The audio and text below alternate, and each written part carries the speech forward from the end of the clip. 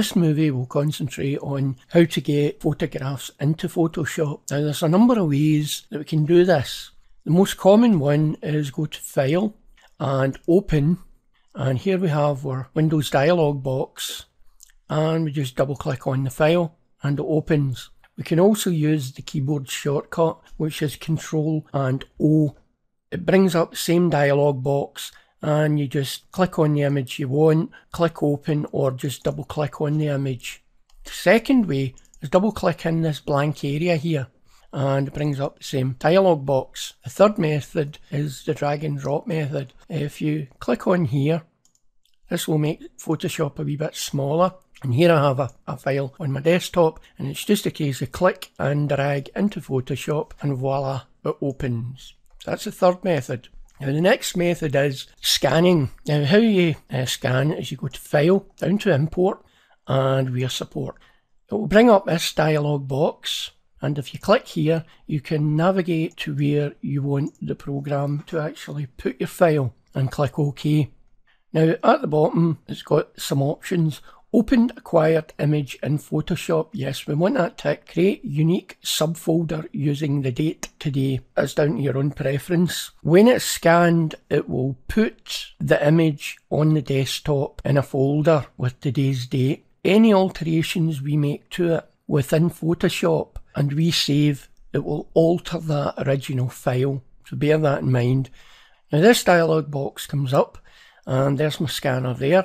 You just click OK. And normally I click on Custom Settings and adjust the quality of a scan picture and click here. I always do it at a 300 resolution. It's a coloured picture, and I'm not going to touch these here, and click OK. You can click Preview. It will do a quick scan to let you see. Normally I just click on Scan. It will scan the image. Once it's scanned the image, it will bring up the image within Photoshop, and here we have it. That's our image. And I'll close that down. Now, when I close it down, my image is still there on the desktop. It's not deleted. Now, the next method allows you to browse images and select your images and then bring them into Photoshop. This is another program that comes with Photoshop. It's called Bridge.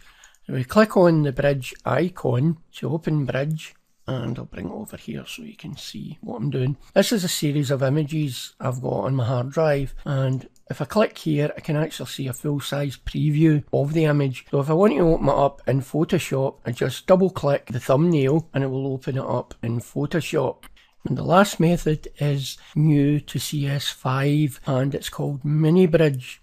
Now, Mini Bridge is similar to Full Bridge. The only difference is it is contained within the Photoshop program. How we access it is we go to Window, down to Extensions, and click on Mini Bridge. You can customize this the way you would in the Full Bridge, and you can alter the panels the way you can in Photoshop. Now, if you click on Desktop, there's a file there, double click on it, and I see the preview, and it will open it up in Photoshop. So that's the methods you can use to open up your files in Photoshop. In the next movie, I'm going to be looking at how to enhance your colour within Photoshop.